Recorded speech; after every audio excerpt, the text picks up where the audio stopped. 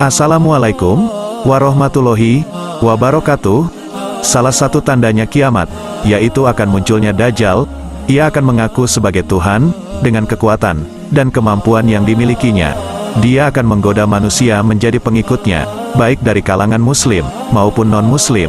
Sebagai umat yang beragama Islam, kita harus tahu selak-seluk Dajjal, agar tidak terperdaya olehnya. Seperti apakah Dajjal itu? Dan bagaimana Nabi Muhammad memperingati tentang Dajjal? Dari manakah Dajjal akan keluar? Bagaimana ia akan membuktikan bahwa ia adalah seorang Tuhan? Mari kita mengupas masalah Dajjal. Seperti apakah Dajjal itu? Dajjal adalah fitnah dan cobaan yang amat besar bagi manusia.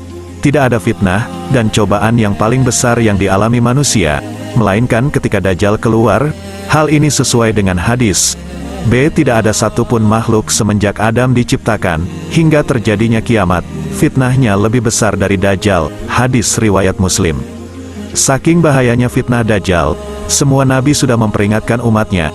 Tak terkecuali Nabi Muhammad Shallallahu Alaihi Wasallam. Aku akan menceritakan kepada kalian, dan tidak ada seorang nabi pun, melainkan menceritakan tentang Dajjal kepada kaumnya. Sungguh Nabi telah mengingatkan para kaumnya.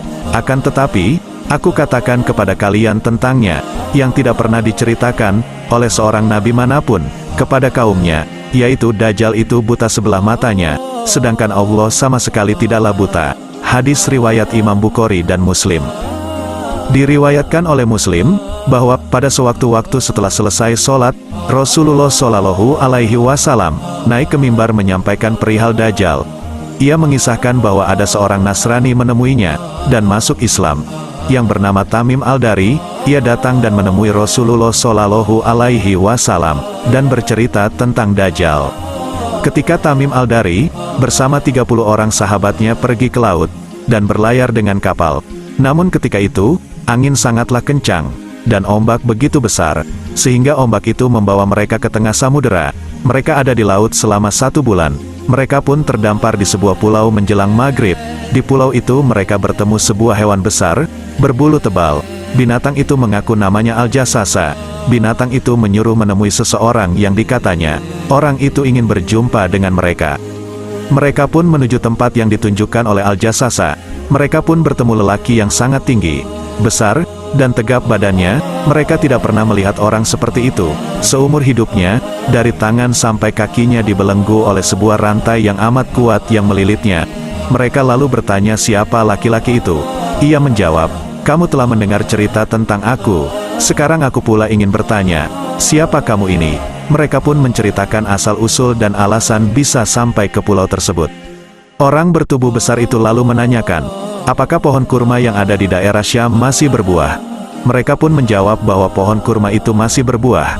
Kemudian ia menanyakan apakah sungai Tabaroh airnya masih ada, atau sudah kering. Jawaban mereka bahwa sungai Tabaroh masih ada. Kemudian ia menanyakan perihal Nabi Muhammad Shallallahu Alaihi Wasallam, yang ia sebut Nabi Al-Amin. Ia mengatakan bahwa orang yang mengikuti ajaran Nabi Muhammad Shallallahu Alaihi Wasallam akan beruntung.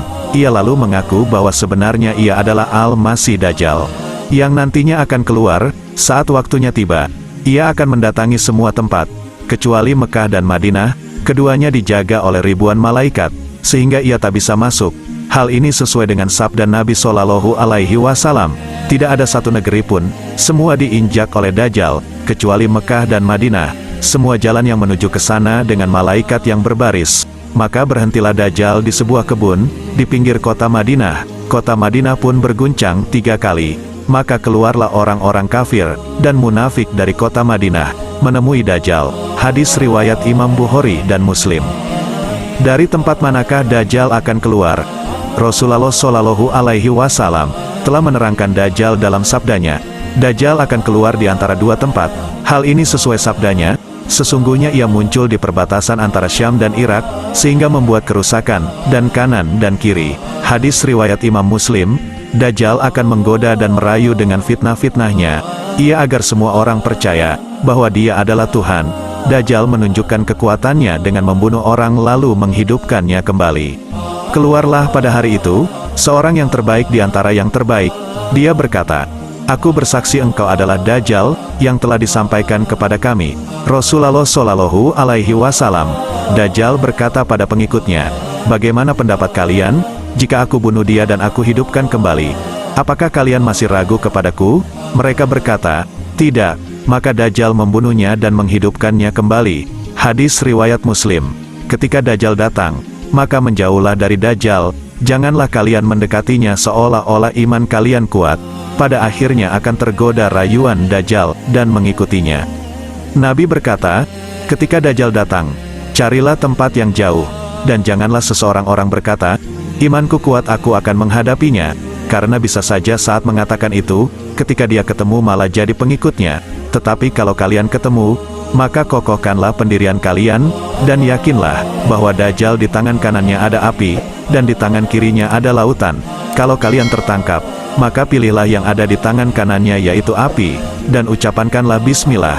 Pada saat kalian dilemparkan ke api oleh Dajjal, maka ketahuilah api itu terasa dingin seperti air laut. Tak hanya itu, Dajjal juga bisa menurunkan hujan dari langit, dan menumbuhkan tanaman. Rasulullah Shallallahu Alaihi Wasallam bersabda, dia datang kepada satu kaum mendakwahi mereka. Mereka pun beriman kepadanya. Menerima dakwahnya, maka Dajjal memerintah langit untuk hujan. Maka turunlah hujan, dan tumbuhlah tanaman. Hadis riwayat Imam Muslim. Dajjal akan berada di bumi selama 40 hari. Namun hari-hari itu dilalui tak seperti biasanya, waktu berlalu terasa lama. Rasulullah Shallallahu Alaihi Wasallam pernah ditanya berapa lama Dajjal tinggal di bumi. Beliau menjawab, 40 hari. Satu hari terasa seperti berjalan 1 tahun, yaitu hari pertama dari 40 hari itu, berjalan seperti 1 tahun, 1 hari seperti 1 bulan, hari berikutnya berjalan seperti 1 bulan, 1 hari seperti 1 pekan, dan sisanya seperti hari-hari biasa kalian. Hadis riwayat Imam Bukhari dan Muslim. Itulah kisah asal-usul Dajjal, yang memiliki banyak kelebihan dan kehebatan, seperti menurunkan hujan, menumbuhkan tanaman, dan menghidupkan orang mati.